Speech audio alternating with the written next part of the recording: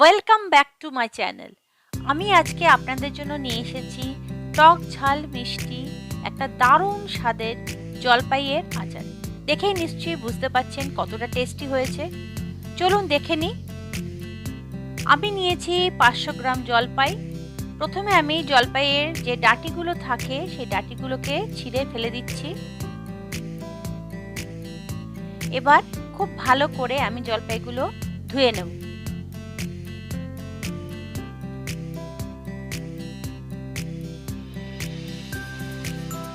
জলপাইগুলো ভালোভাবে ধোয়া হয়ে গেছে। এবার আমি একটা কড়াইয়ের মধ্যে জল দিয়ে জলপাইগুলোকে ভালোভাবে সেদ্ধ করব। সেদ্ধ করার সময় আমি এর মধ্যে দিয়েছি অল্প নুন আর হলুদ। জলপাই কিন্তু খুব তাড়াতাড়ি সেদ্ধ হয়ে যায়, বেশিক্ষণ সময় লাগে না। সেদ্ধ হয়ে গেছে, এবার আমি জল থেকে তুলে নিচ্ছি। এবার একটা ম্যাশার দিয়ে আমি একটু করে চিপে চিপে ফাটিয়ে নেব। খুব বেশি কিন্তু মিক্স করব না, অল্প ফাটিয়ে নিয়ে ভিতরে যে বীজটা আছে সেই বীজটাকে বার করে ফেলে দেব।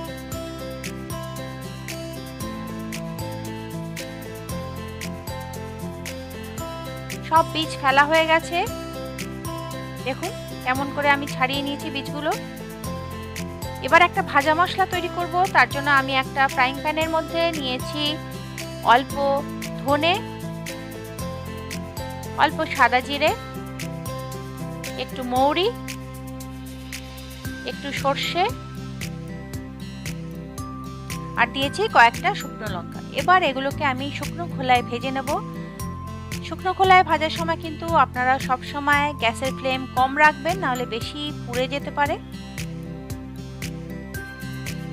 সুন্দর গন্ধ বেরিয়ে গেছে, ভাজা হয়ে গেছে। এবার আমি একটু ঠান্ডা করে মিক্সার গ্রাইন্ডারে গুঁড়ো করে নেব। ভাজা মশলা কিন্তু একদম রেডি হয়ে গেছে।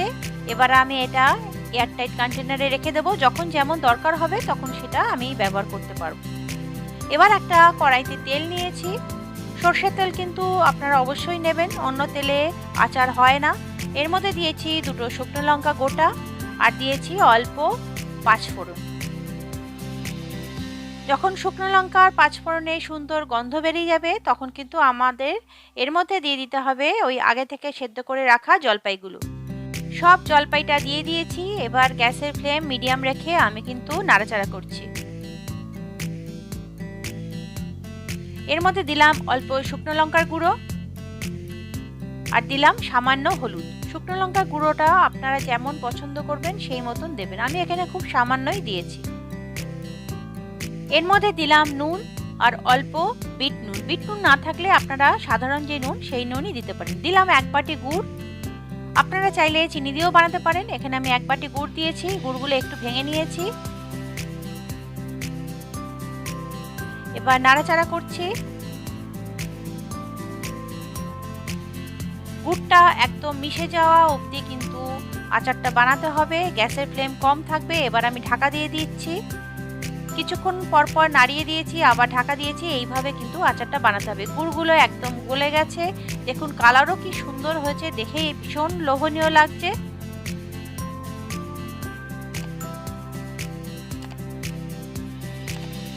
দিলাম এর মধ্যে 1 চামচ মতন ভিনিগার। ভিনিগার দিচ্ছি যাতে আচারটা অনেক দিন পর্যন্ত ভালো থাকে। আপনারা ভিনিগার কিন্তু অবশ্যই দেবেন। আবারও মিক্স করে নিচ্ছি। আচারটা কিন্তু একদম রেডি হয়ে গেছে। এবার সবার শেষে আমি দেব 1 চামচ ভাজা মশলা। বড় চামচের 1 চামচ ভাজা মশলা এখানে দিয়েছি।